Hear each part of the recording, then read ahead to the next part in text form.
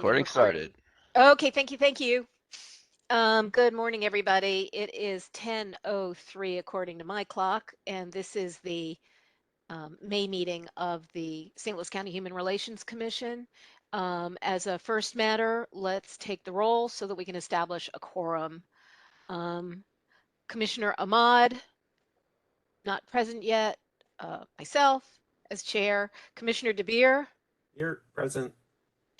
Commissioner Fan. Sure where she is. I saw her last night. Um, Commissioner Hall, Vice Chair Hall, not present yet. Commissioner James. Here. Thank you. Commissioner Johnson is going to be challenged for this meeting, so that'll be part of the agenda. And Commissioner Pellegrini. Good morning, everybody. We have a quorum. Karen, I don't know if I'm miscounting, and I apologize if I am, but I 4 was what I heard. We have there. 8. Oh, so we have 4 plus myself, Dwayne, Ekin, Jay. I'm sorry. Am I right? Is that right? We have 4, but we need 5. Is that what you're telling me? We can't go with Yeah. 50%. We need Yeah, plus well, at 1. least as of right now, we don't have a quorum. Okay, let me see if, well, let's continue and we'll see if somebody comes in. We'll move the official business to later and hope that Azra and Caroline come in. So we'll hold off on the approval of the minutes until we can do that. If she were here under the sort of communications and considerations piece, I wanted to congratulate Caroline, a Commissioner Fan, for being recognized last night among a really wonderful group of people by the Jewish Community Relations Council as a recipient of the Tzedek Award, as a longtime ally and partner of the community. And the list of things that she has been doing, both in partnership with the Jewish community and folks beyond, is pretty significant. It was also the first time that I'd been at a big public fundraiser event since the last 3 years. So there are a lot of people walking around going, "Why isn't anybody wearing a mask?" Oh well, I guess we're just going to move forward. So it's kind of humorous. But let's go to new business. It is a remarkable time for the LGBTQIA and particularly the transgender community. We've invited Michael Cole, who is the president now of the board for Promo, which is the state's LGBTQIA advocacy and education leader. And boy, have you had your hands full. I did want to get a brief on kind of what you think is going to happen by the end of the day, if that's actually fair. Just by way of introduction, we know we've been watching how many anti-transgender and anti-LGBTQIA bills have come through the Missouri legislature this session in particular, maybe even more than anywhere else. And I want to get a sense, since today is the last day of the regular session, what your thinking is. And if I may ask you initially, as I didn't get a bio from you, I apologize, but could you share a little bit about how you came to be working with Promo? Yeah, like Karen said, my name is Michael Cole. I use he, him, his pronouns. I am currently serving as the board chair for Promo. I currently now live in the Kansas City metropolitan area, and I previously lived in St. Louis in the Tower Grove South neighborhood. So I was in the city. And while I was in St. Louis, I became involved with an organization called Sage of Metro St. Louis, which is services and advocacy for LGBTQ elders. And then 7 or 8 years ago, and I feel like COVID's broken all of our ability to tell time. Sage of Metro St. Louis merged with Promo, and at that point, I joined the Promo board as a former Sage board member. Gotcha. Well, and let me just interrupt for 1 second and tell you that for many years, Cheryl Wayland represented Sage and the broader community on this commission. Cool. So Yep. that's very neat. Thank you for Yeah. sharing that. Cheryl seems to pop up everywhere, which is a wonderful thing. That's great. So have been involved with promo since then, and became the board chair two and a half, 2.5 years ago, I think. I don't know. Um, so my day job is I work at Lathrop GPM, which is a law firm that's based in Kansas City, Minneapolis. We have a St. Louis Clayton office, where I am the director of litigation support. So I am an attorney, but I and my team help our litigators with discovery and other things related to their ongoing litigation. Um, so I think do you want me to just jump right into what legislative session seems to have in store for us? Yeah, please, if you would. And with particular, just so commissioners have, and I see that Commissioner Fan has joined, although she said in the chat that she's having some trouble hearing, so she's going to work on that. But yeah, I think the commissioners are also interested in what we as an institution can do to support. Right. So So you are correct that Missouri had the most anti-LGBTQ bills filed of any state this legislative session. That's partially due to a quirk in how the Missouri legislature works, in that multiple people can file what's essentially the same bill and they all count, whereas other states don't allow that, meaning we had a lot of duplicate okay, bills, which is not to diminish at all how many there were, because there were a lot. And as was mentioned, today is the last day of legislative session, so anything that doesn't get passed by today is not going to get past this legislative session. So many of the bad bills are going to die today, which is a good thing. Unfortunately, two of them did pass Wednesday morning. Yeah. Which it's Senate Bill 49 and Senate Bill 39, which is one is a sports ban that prevents children from playing, well, children and adults, quite frankly, playing sports with the people of their gender. It applies to all schools in the state, meaning kindergarten through college, which is, I think, wider range than any other state in the nation. Most states stop at before college. And I see Jay has a question. Yeah, does that also include private schools? It does, private, charter, Thank and you. public. The distinction being, of course, the penalty. Well, I don't know if it's a distinction, but the penalty is that if you violate it, you cannot receive state public funding. So presumably, if you are a school that receives no public funding, you can break the rule if you want, because there's no penalty to you for breaking it. Thank you.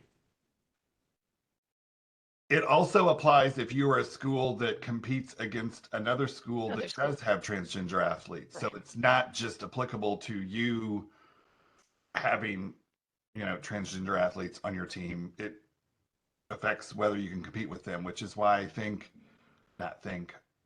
pretty much know that all of our colleges throughout the state are potentially going to have issues with this, because, Yeah. NCAA, SEC, all the governing bodies have rules that allow transgender athletes to compete. So, potentially we're just gonna, I don't know, stop competing with other states' athletic departments. Anyway, the other one is the healthcare ban. it is a ban, legislative ban is only on transgendered youth, meaning it doesn't apply to adults, with some exceptions. It does apply to adults. It grandfathers in, and that's kind of we need to think of a different way to call it. But Yeah, it's very we're interesting. already- I don't know where that phrase came from, but maybe we need to look at that one. well, it's a legal phrase that's been around forever, and that's why people use it. And Right. yeah, it's gendered and weird and has nothing to do with grandparents. Yep. But if you were already a minor receiving medical care, you can continue receiving that medical care. And the ban sunsets after 4 years. How it will affect adults is Medicaid will no longer cover, Missouri Medicaid will no longer cover gender affirming health care. So you could still, as an adult, get gender affirming health care, but you cannot use Medicaid to pay for it. And anyone who is in state custody cannot have access to gender affirming care.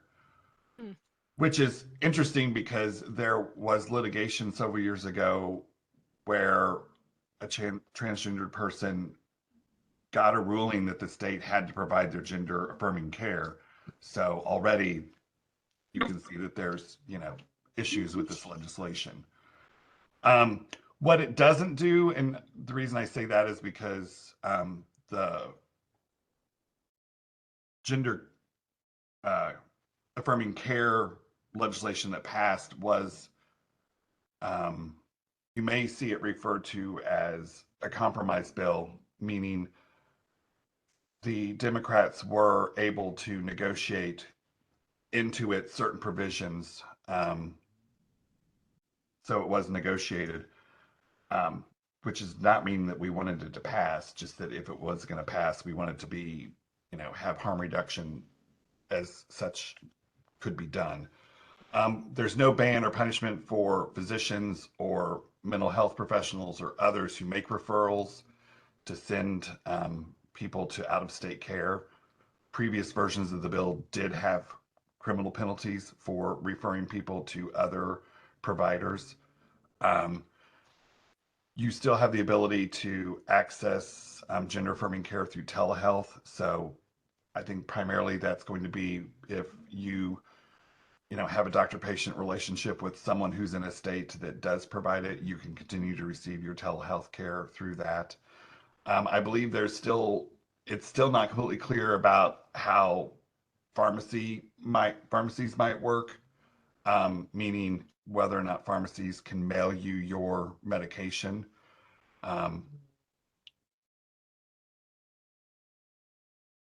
And basically what I mean by that is I've heard both, that one, it bans it, but two, it doesn't. So I don't think it's completely clear on that.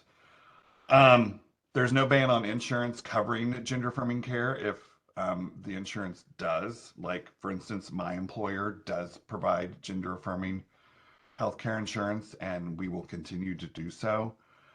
There's also no criminal penalties against parents who get gender affirming care for their children.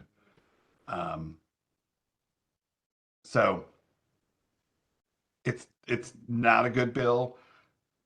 It's certainly better than it could have been. It could have been much, much worse. And the other versions of it started out much, much worse.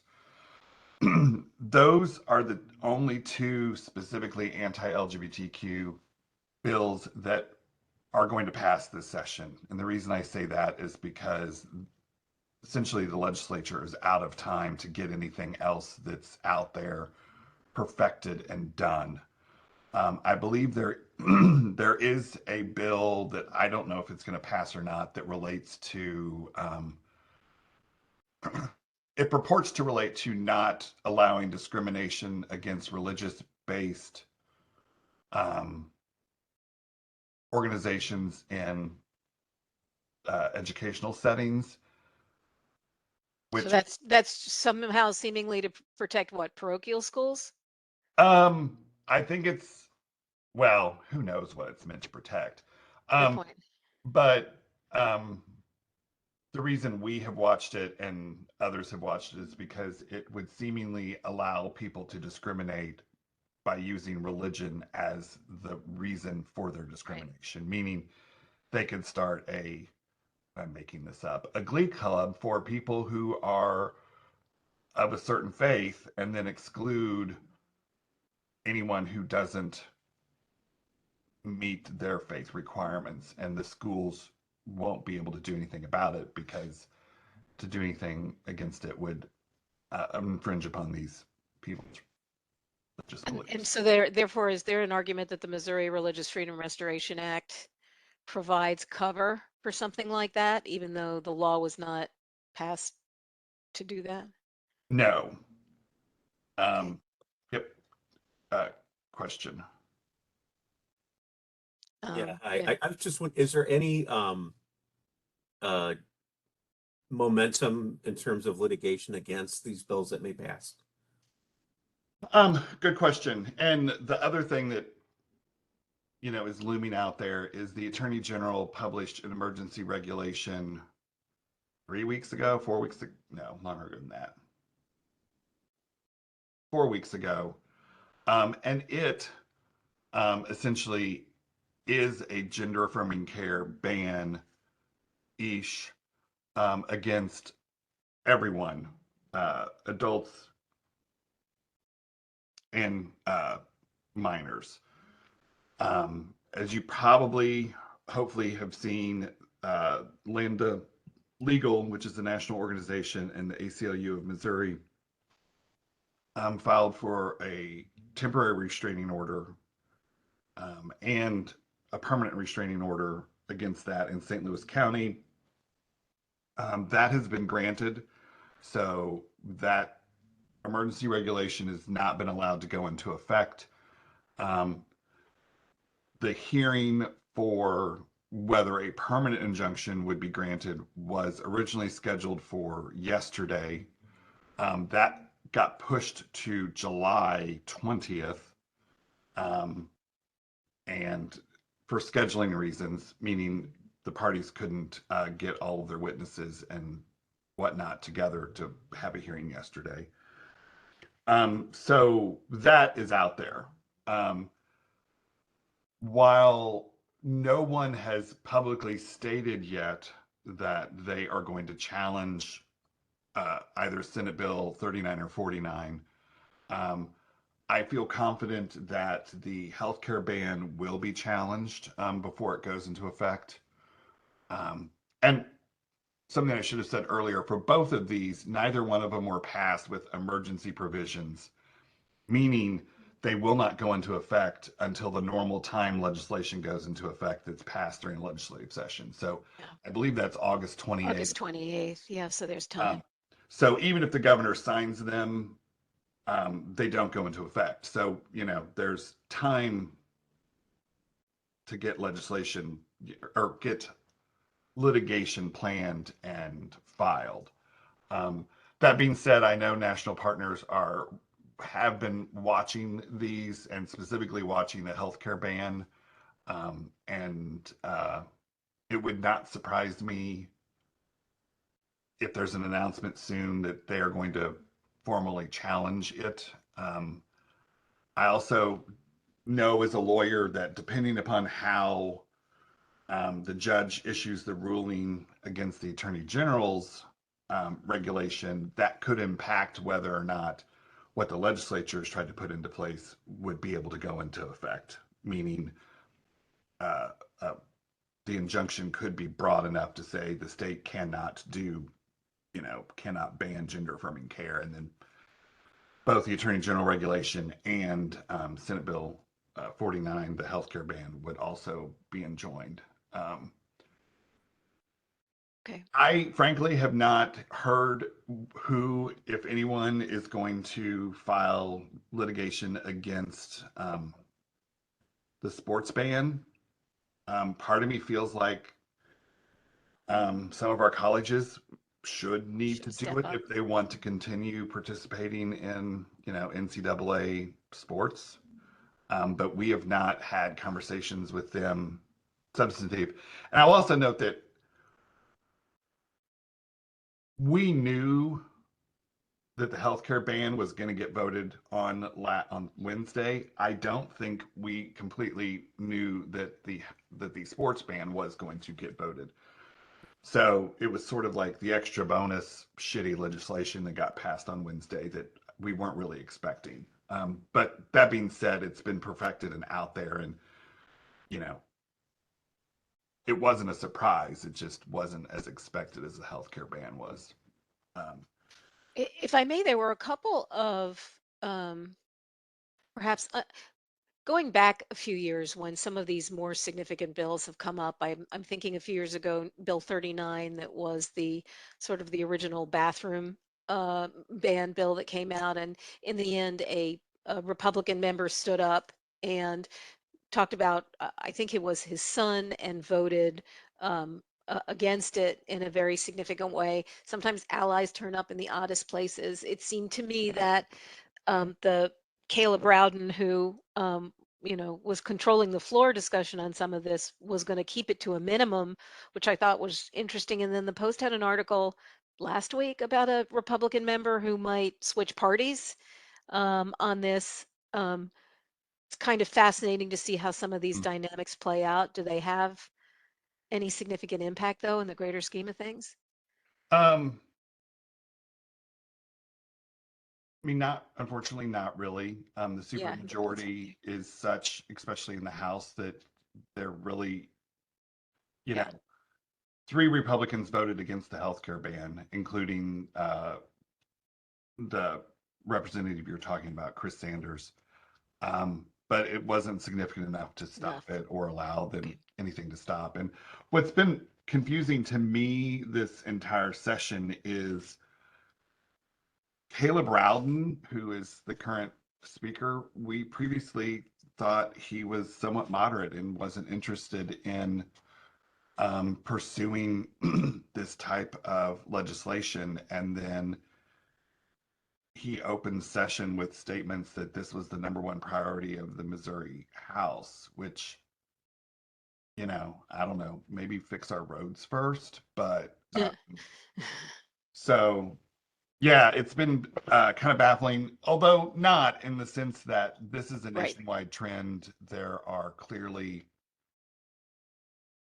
groups on a national level that are pushing this and are coordinating everything. And I'm sure you all are familiar with the allegations against Washington University. Right. And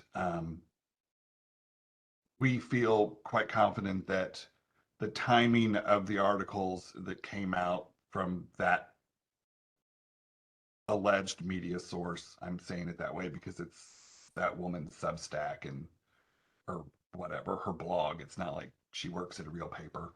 The timing of all those things was very coordinated with what was happening both in the legislature and was happening by the attorney general. So, unfortunately, national players have determined that this is, the wedge issue that they're going to use, and it's happening in many states, in conjunction with other things, the anti-choice legislation and other things that are happening are all kind of part and parcel with the same national push. The expectation too, even if some of the litigation or all of the litigation is reasonably successful, is that it's going to come back next year. I mean, next year's the election year, and it probably is going to come back with even greater force and nastiness. So Agreed. And that, truthfully, at the start of session was something that, and shame on me, was saying, oh, they're not going to waste their time because then this isn't an election year. None of them really have a reason to do it. Yeah. And if they do pass it, then what do they do next year? Which now I'm kind of like, oh God, what will they do next year? But yeah, good point. I thought they would, behave reasonably this session because it's not an election year, and I clearly was wrong. So Yeah. Well, what is the most effective way for us to support Promo and your allies, either over the summer to the extent that we can put out educational information, or in the fall? Well, one thing that you all might want to check into, and this has all happened so quickly that I've not really had a chance to totally digest what has happened. But the Kansas City City Council passed a resolution, or a resolution was introduced at a committee on Wednesday to make the city a gender affirming care sanctuary city. Passed out of committee on Wednesday and then passed the full city council on Thursday. So as of now, Kansas City is a sanctuary city. Yep, you have a question? Not really a question, but just more of maybe a item for discussion. I think it may make sense for this group to maybe partner with other, like Kansas City City Council, the universities, the healthcare systems, and maybe put out a joint statement against what's going on in the legislature. And Caroline's got her hand up too. I'm also remembering, and I'm gonna have to check the legislative record, that last month, maybe 6 weeks ago, there was a bill that came up with the county council where they voted positively to support gender affirming care. And there were, gosh, 50 different speakers that night who had come to speak before the council, such that, and in fact, they suspended the rules to allow all of them beyond the normal stated time to participate and talk. And I think folks heard loud and clear. So that passed, but I wonder, I have to go back to see what the language of that might be specifically. Maybe Noah, could you help me on that one? And then we can see how we can then take that statement and what Yeah. Kansas City's doing, and anybody else, Springfield, any of the other, Columbia, anybody else in a space, and come together as, counties and cities to do something formal and figure out what the right time might be Right. to do that. Carolina also has her hand up, and Jay as well. Caroline, can you hear us?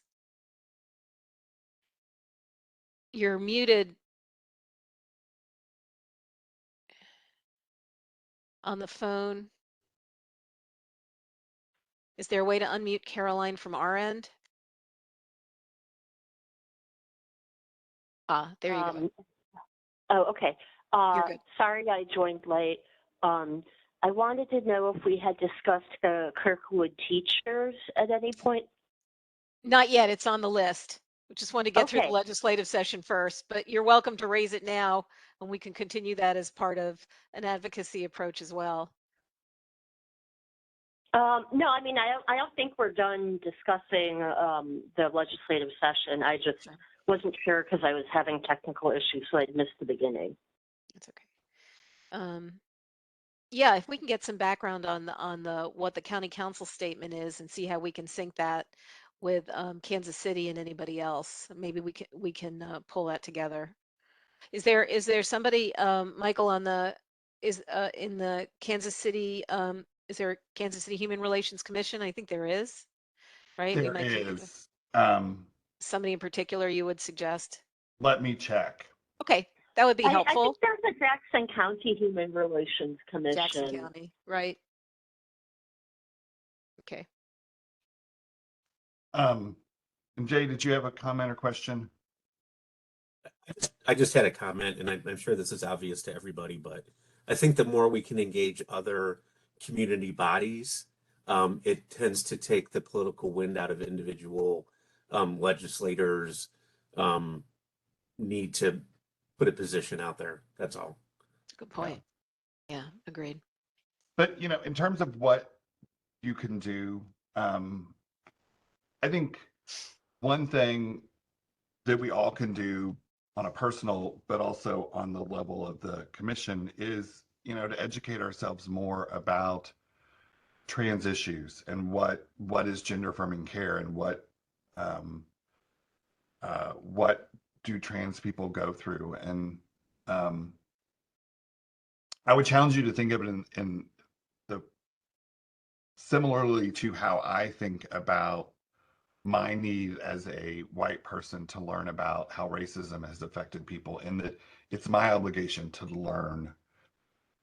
I shouldn't be dependent upon people of color to teach me how racism are bad, or, people of Jewish faith to teach me how anti-Semitism is bad. It's my obligation to learn that. So I myself am, doing very much what I can to educate myself about what gender affirming care is and isn't, so that when there are conversations that happen, you can correct misconceptions, because I very much feel like there has been a demonization of trans people that has been happening.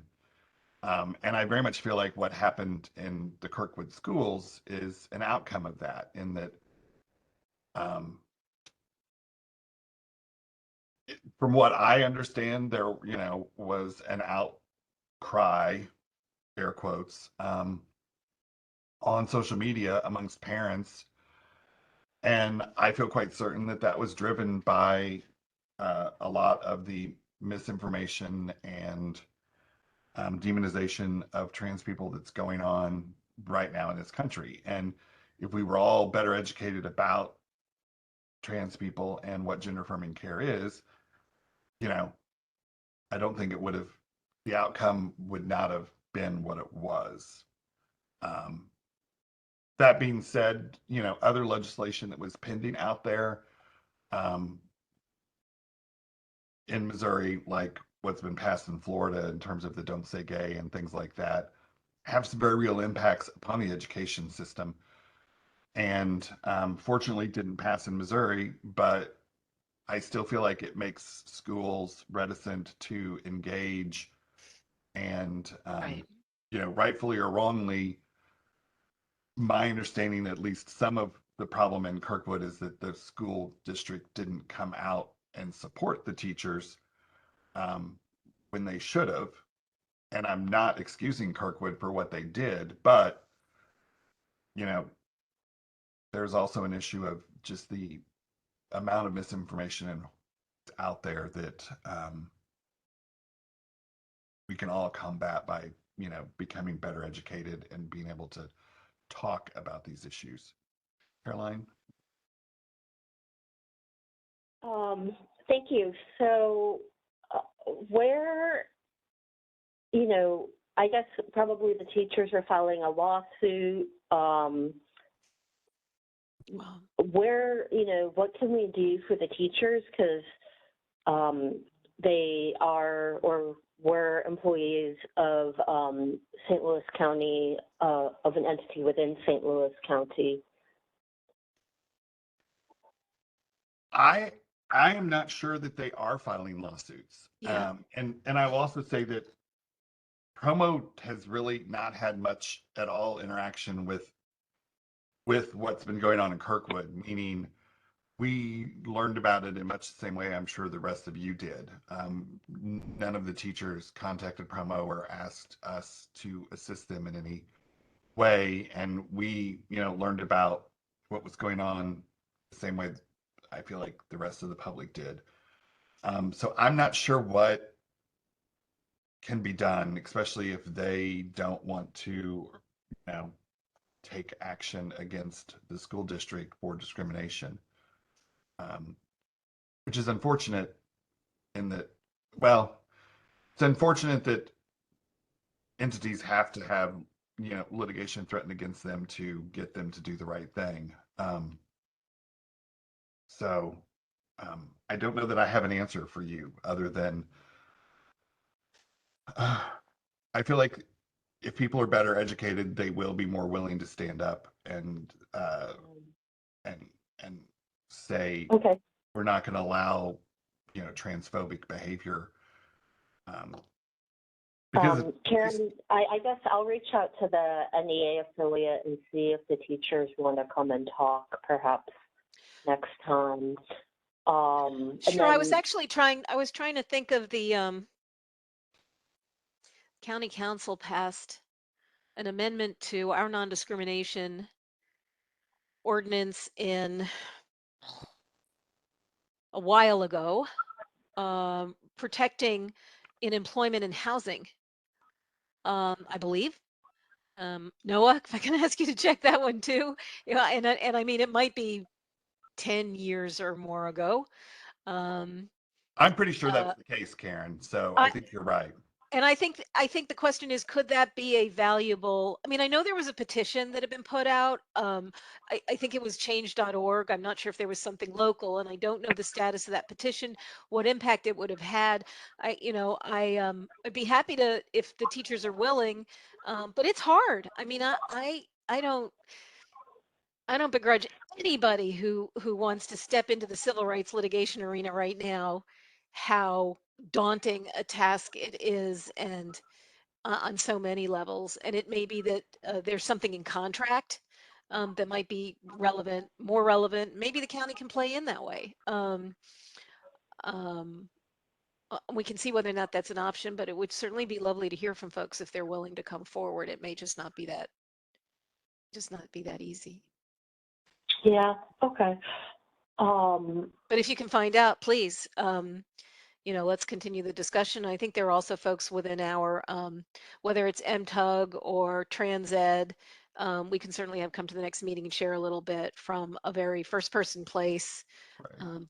that would be helpful to dig a little bit deeper, mindful of the comments Michael made about how we have to get ourselves educated. But I think there's some very good teachers here too who can help us learn how to be better allies institutionally. And we can make recommendations under our enabling ordinance to the county executive about moving forward with others, particularly on the municipal or the county space. Sure. Speaking of the county, I wanted to add 2 items to the agenda, one being a recognition of APAM, and then 2, I think we might want to weigh in on the proposed county ordinance about people not being able to stand in the roadway, which is... Well, yeah. I know that the timing might not be great, and I'm going to defer to Noah and legal counsel once again, but I believe in order to follow sunshine law rules, we can't discussion for next second. We can hear you now. My audio sorry. Put them up for discussion for the next meeting because we have to provide a certain amount of notice under sunshine. So I can't hear you, Noah. Sorry. You're correct. It would need to be on Still the can't next hear. agenda. Is that me?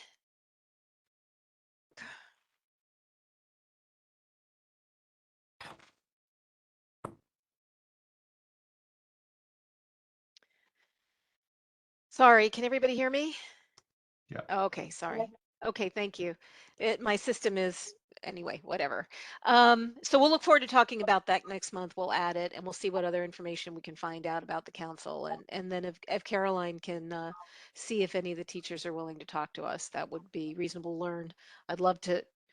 I mean, Kirkwood has been in, I don't want to stereotype Kirkwood, but they've been in a more responsive place from a human relations perspective over the years, going back to the incidents that happened with the Kirkwood City Council and the insistence and the development of the Kirkwood Human Relations Commission itself in 2007-8.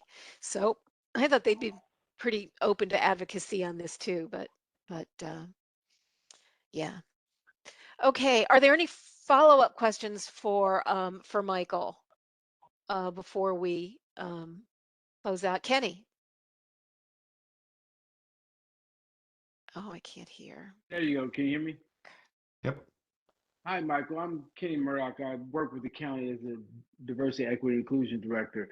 And I thought I heard you said that there was a Supreme Court case that dictates that someone in the care of like jail facilities or something like that must be provided gender affirming care. Is that true? And how would this, if the governor signs this, what do you do with that conflict? Or what do counties do with that conflict? I'm not for certain that it was the Missouri Supreme Court. It was a court decision against the state of Missouri that required the state to provide gender affirming care. I mean, unfortunately, I think it would have to be litigated again. And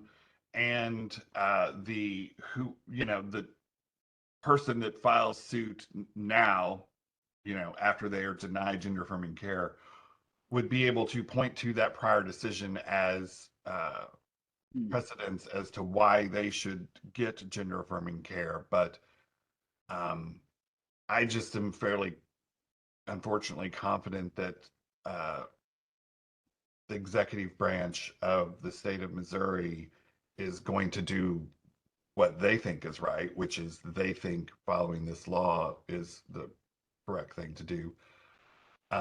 So unfortunately, I think it would have to be litigated again. I wish that was not the case, but my cynicism, or I prefer to think of it as realism, is growing with age. That fortunately people Some might don't call it right. experience, but Yeah, thank you for your answer. I understand now. yeah, people are shitty. I'll just say it. There. And it's on the record. And I think heads nodding are validating you. So, Although not all people, because obviously this group of people gathered here this morning are trying to do what's best, and Right. so not all people are. well, I think it's just remarkable. And going back to comments that you made earlier, how these issues persist to be political flashpoints and to pull folks out for political gain, even when they might not even be as nasty as sometimes they appear to be.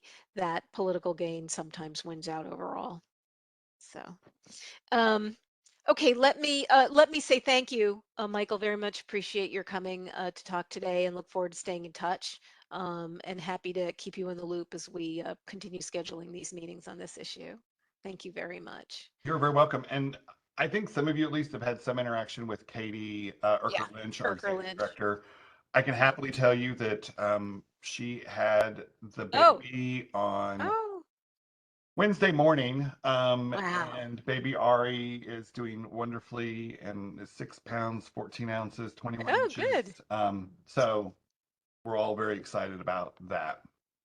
Well, I was very glad to Katie did just a sharp job at the Planned Parenthood luncheon last month, and timing is everything. So that's great. Yeah. Great news. Appreciate that. Thank you Yep. so much. Tell her all the best from our end. So I will do so. can we go back, if I may, now that we do have, in fact, a quorum, now that commissioners, oh, sorry, Karen, do go you ahead. need me to hang out? No, or? you can roll off. You can roll Cool. off. All right, Thank thank you, you Michael. all. Have a good weekend. You Bye-bye. We'll too. talk more. Yep. Thank you. Now that Commissioners Ahmad and Fan can say that they are in fact present. Yes, I'm present. I'm Um, sorry. I had a client meeting that went over and I was just trying to get out of that meeting, but yeah. That's all good. Thank you. Thank you. Just go back to item number 1 so that we can formally approve the minutes for March 10th. Everybody's had a chance to review. If I hear a motion, if I can hear a motion for the approval of the minutes of March 10, 2023. Motion to approve the minutes. Thank you. A second? Second. Jay, second. Thank you all. All in favor of adopting the minutes, say aye. Aye. Thank you. Anybody opposed? Hearing nothing, the minutes for March 10, 2023 are approved. Item number little dot i's, I'm not even sure, 2 under new business, is a discussion on moving the meeting both in person and changing the time. This came as a result not only of our previous discussion on really developing a more open forum in which to have the meeting and lift up the issues and get participation from more people across the county, but when I followed up a conversation last month with Commissioner Johnson, she said, I really, really, really want to participate, but my new job just makes this time slot impossible. And would you consider moving it? And I was like, yeah, of course, because if I recall, for many, many years, this commission used to meet on a Wednesday afternoon on the 9th floor of the Roos building at like 4 o'clock, 4:30 for an hour or so. I was like, why not? We're post-COVID. I know people's schedules are busy, but we have been talking about creating this open forum space. Got some really reasonable news from the St. Louis County Library system, and certainly in Clayton, although looking at the schedules, boy, they book up for community groups a lot. But there's one room in Clayton that is a holds 45 people, has a basic Wi-Fi kit. It's a no-brainer to sign up and be involved if we plan ahead. And I think there are other places where we could do that. There's no charge. I think the parking is also pretty reasonable for people if they wanted to come on a particular issue. And then we can just get more consistent about, having an agenda out there with the issues, with the guests, so that people who are interested in a particular topic can come and talk and we can gather information, et cetera, et cetera. But that's the question is what day, what time? Does anybody have any thoughts? What would be easiest? If we could start it in June, if that might be a challenge, at least start in July. We could give people 60 days notice that we're going to start doing this. Just curious to know everybody's thoughts. We could do a Wednesday late afternoon or Thursday. Yeah, I could do Thursdays at 5. Could do Wednesdays at 5, Thursdays 4:30. are bad for me. Wednesdays would be okay. I would prefer to also maintain the option of having it be hybrid. I know I'm coming off of about 5 weeks of being sick and with various illnesses, and so although there is no longer a national emergency around COVID, there are still plenty of other communicable diseases. I understand if we have the benefit of the Wi-Fi kits that the libraries make available, then we can make that hybrid option an option. But that we would just make a commitment as much as we possibly could to be in person and encourage others to do the same. I think it'll change the dynamics of how we do things, how we learn about things, and Wednesday like at 4:30 or 5 would be great. Dwayne, would that work for you? Ekin? I How would prefer easy? 5 because I have to pick up my kids from school at 3:25. Okay. So 5 would make it easy for me to drop them off and come to the meeting. Okay. Dwayne, would that work for you, Wednesdays? Wednesdays are better for me. Okay, cool. Just depending on the Thursday, I have standing Okay. meetings already. Well, and here's my other question. Is there a consideration also, because there's nothing in the charter that says we can't, foregoing every other month instead of monthly? And does that allow for consistent engagement and response to issues and still be meaningful for your schedules? Jay, do you have any thoughts about that? Anybody? Every other month? Are we planning on maybe a 2-hour meeting if we go every other month? Because then we're going to need a longer time to really discuss. 1 hour maybe. Yeah, 1 hour is tight. I would say any meeting should at least be scheduled for 90 minutes, give people a 90-minute space. And then if it runs over a little, if that works with everybody, I'm just throwing out the options. I know everybody's really busy, and we started meeting monthly at a time when being virtual was a different dynamic. And now the way things are sort of happening and stuff like that, maybe every other month is more appropriate. I think in the summer, with everyone's travel schedules being different, it might make sense to at least try skipping a month, but yeah. Would everybody be good with that? If the suggestion was, yeah. So the suggestion was we skip June and we aim for July. And although I will have to say July, the second Friday in July because of the holiday, right? No. The second would be the 14th. Oh, I'll be out of town. But we could do it, or we could push it to the 3rd week in July. That would work. Because I'd really like to, if we were going to be somewhere in person and do that, I'd really like to do that. Would it be okay to start the 3rd week in July? That's the 21st. Well, no, I'm sorry. If we took it off a Friday, we're talking about a Wednesday. So the 5th is right after the holiday weekend. That would be a challenge. How about the 12th? July 12th would be the second Wednesday in July. Yeah. Okay. Dwayne says yes. Jay says yes. Ekin says yes. Okay. It's good. And Caroline, you good with that? Azra? Yes. I just have a lot of travel. I have to travel every month this summer, so I may or may not be en route to DC for a conference at that point. But Okay, yeah. well, given everybody's response, let's go with July 12. If we can, we'll provide a visual virtual option. I'll aim for a library. I'll see which library can work. If we're okay to stay with a library to start, and we'll follow up on the issues that we have. Do we need to take a vote, Noah, on changing the date? I mean, it's in the enabling language that we. We I can't can't hear hear you. Can't hear you. I don't think you need to, but it might be just best to take a vote.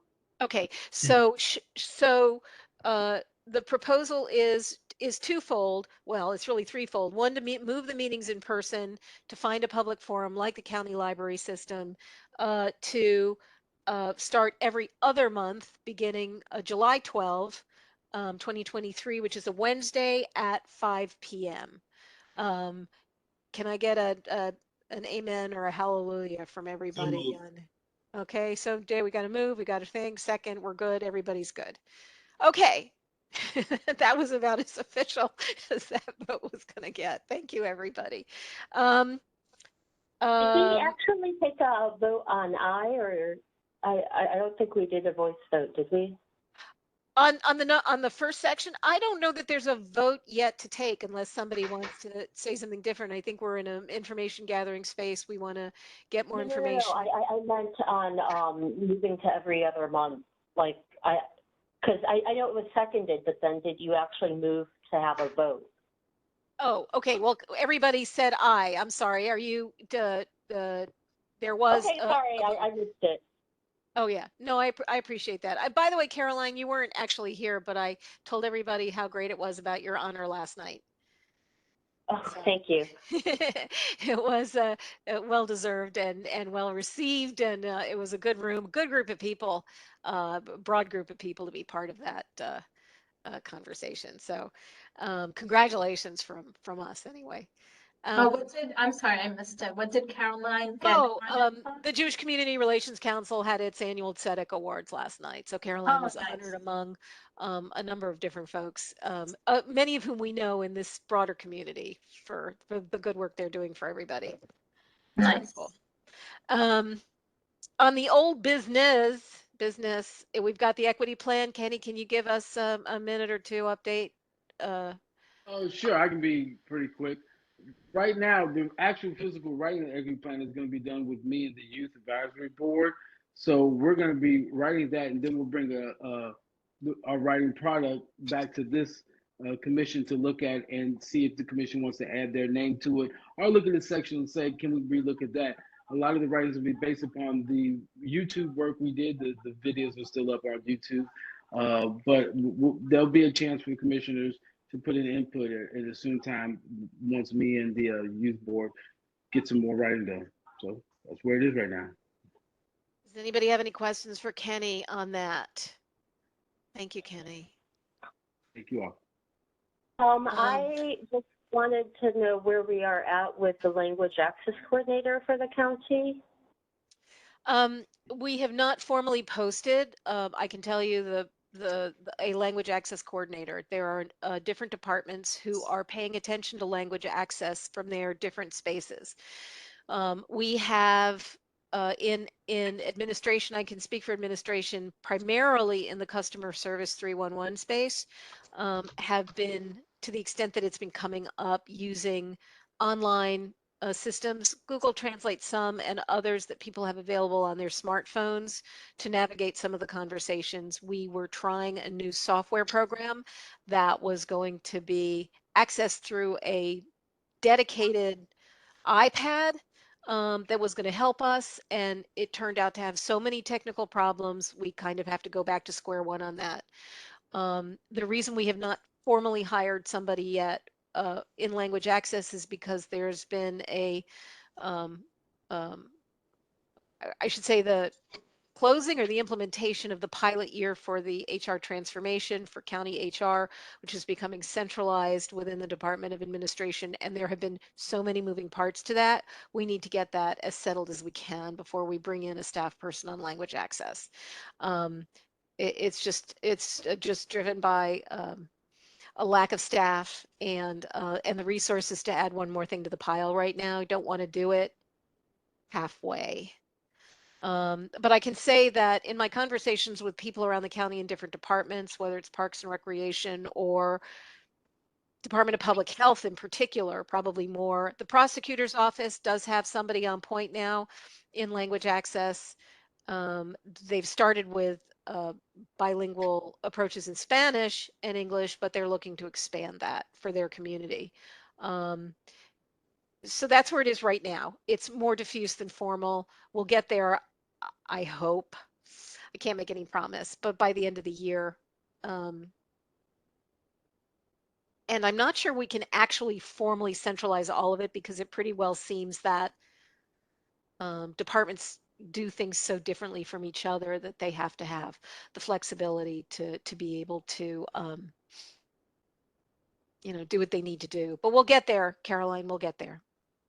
Well, I guess my concern is that hiring, at multiple government levels, federal all the way down, for example, my friend is SBA Regional 5 Administrator, and it's taken a year, an actual year to hire her just Communications Director. My concern is that if we do not post it sooner, right, and undergo the interview and whatnot process, that it'll be delayed perhaps another year, year and a half, and that, there's a lot of communities that have been doing without these services, even though we're all taxpaying. I agree with Caroline. I've been working with the Vietnamese community. I've been doing education on estate planning. Their English is very limited. A lot of them didn't know that you have to do something in order for your loved ones to get the property without going through probate. So I really have a appreciation of what Carolyn is saying, because I do see the need. There are huge populations that don't know English, but they're tax paying. All these nail salons, they're tax paying, but they don't have access to resources because of their limited English ability. So I have a new appreciation of what Carolyn is saying. My community is more educated. They come from educated backgrounds, so we don't need it as much as these other communities need it. Can to the extent that you feel or you learn of stories where people have come to county offices in particular and have been limited by language, lack of access to getting what they need from a customer service perspective, I'd like to hear about those situations directly, because I think that what I know from our 311 staff and from the folks certainly who are staffing Northwest Crossing, South County, and the Clayton, what we call the street level, the lobby in Clayton, every effort is being made to figure out how to do process improvements in customer service. Language is on everybody's mind. So at least to the extent that individuals come in, and if they're not getting the service they need, we need to respond as quickly as possible. But I just don't know what I don't know. So if you cue me in on somebody who is having trouble, I'll see if we can get a response like literally in that moment, because I think there are people poised to do that. To the extent that a language coordinator would assist in that, gosh, I like to think I could get things done very quickly if I knew about anything. I will also say that we have we're doing an RFP or a procurement process on our procurement fraud hotline, which contract is coming up at the end of the summer, and the ask for that specifically has been to expand language access on that hotline. And so wherever we're looking, wherever the deficiencies are, we're going to try and fix them. So just find me and let me know. I think also, right, that I was looking through the boards and commissions, and I think, there's still an open slot on the Small Business Advisory Council that is supposed to be taken up by an HRC member. And so we should get some. Yeah. And let me apologize for interrupting. There is currently right now a complete revision of Chapter 107. So I think that if that, as that is expected to move through the legislative process over the summer, I hope, I suspect there will be a significant change in how that is structured. So some of the vacancies on that are on hold until the Chapter 107 revisions have been approved by the council. Okay. Yeah, I just wanted, since we're in the old business section. All right. I think, yeah, I feel like we have been talking about the language access coordinator for a while, and I feel like it's just been talk, and you're a very capable person, right? But I think that really having the benefit of someone who this is what they're solely dedicated to across all the numerous departments of St. Louis County would be beneficial. And I also have to say that if someone is not getting services and they're limited English proficient, then I'm not sure how they're supposed to express that they're not getting services. To the extent government. and I appreciate what you say, and I don't disagree with any of it. To the extent that there have been issues that have come up, we've been responsive. We're trying to answer people where they're at, especially when they're in a specific conversation, either with a customer service person or revenue or the assessor or whatever. People are looking to help people get the work done that they need to do with the county. However it works, we're going to do it. So right now, you're right, having a coordinator would be extremely helpful and very valuable. I just can't say that I can make that happen on as quick a timetable as I was hoping to. And I hear you. I do. It's not the best answer for you, but it's all I got right now. All right. Nothing further. We will adjourn then until July 12. Location to be determined at 5 p.m. Do I hear a motion to adjourn? Motion to adjourn.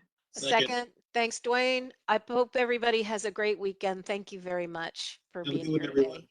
Talk to you again. Thank you. All right. Bye. Bye.